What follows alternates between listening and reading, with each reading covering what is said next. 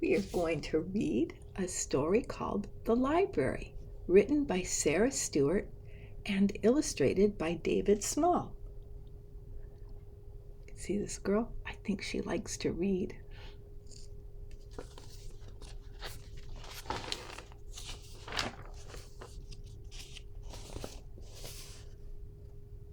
There's the title page.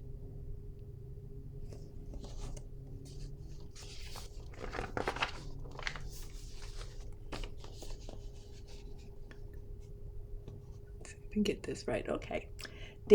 Elizabeth Brown entered the world dropping straight down from the sky. Elizabeth Brown entered the world skinny, nearsighted, and shy.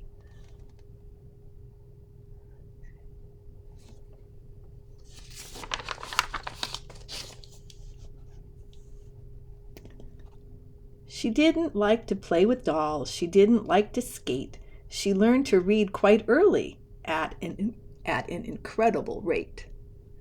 She always took a book to bed with a flashlight under the sheet.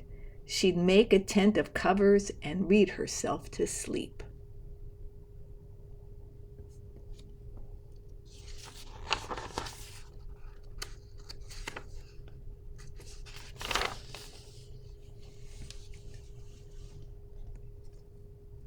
Elizabeth Brown went off to school dragging a steamer trunk.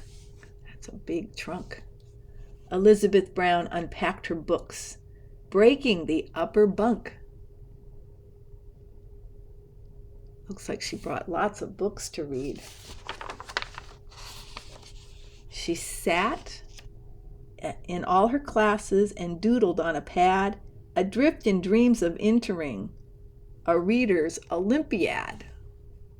Maybe the Reader's Olympics. She manufactured library cards and checked out books to friends, then shocked them with her midnight raids to collect the books again.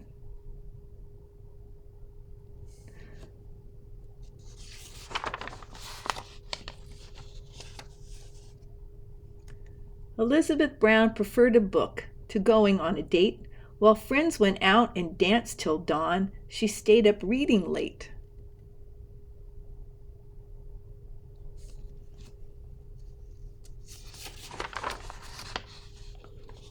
She took the train one afternoon and promptly lost her way, so bought a house and settled down to tutoring for pay. I mean, she helps kids with their homework. Helps them learn things that they might be missing. Elizabeth Brown walked into town summer, fall, winter, and spring. Elizabeth Brown walked into town looking for only one thing. She didn't want potato chips. She didn't want new clothes. She went straight to the bookstore. May I have one of those?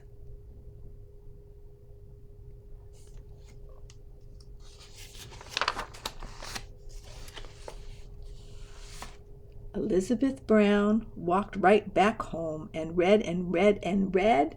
She even read while exercising and standing on her head.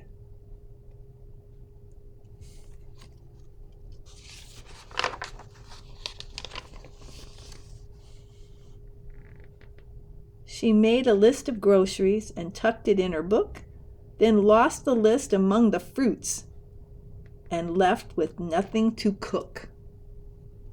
She read about Greek goddesses while vacuuming the floor, attending only her book. She'd walked into a door. Oops. Look at all the books she has stacked along the hallway. And she has a few cats.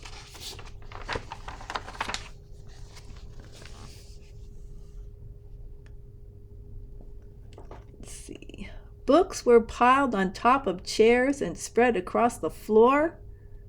Her shelves began to fall apart as she read more and more. Big books made very solid stacks on which teacups could rest. Small books became the building blocks for busy little guests.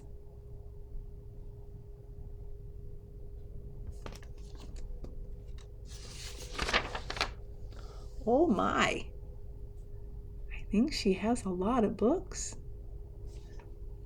When volumes climbed the parlor walls and blocked the big front door, she had to face the awful fact she could not have one more.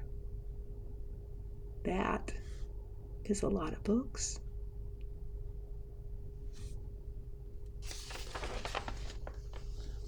Elizabeth Brown walked into town that very afternoon. Elizabeth Brown walked into town whistling a happy tune. She didn't want a bicycle. She didn't want silk bows. She went straight to the courthouse. May I have one of those? The form was for donations. She quickly wrote this line: I, E. Brown, give to the town all that was ever mine.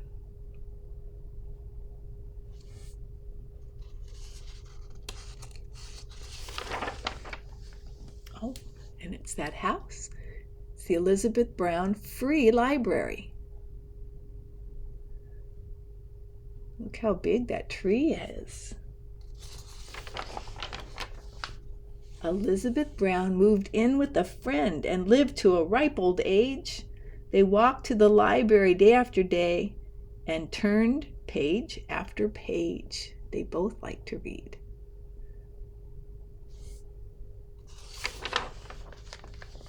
After page. The end. And that was the library.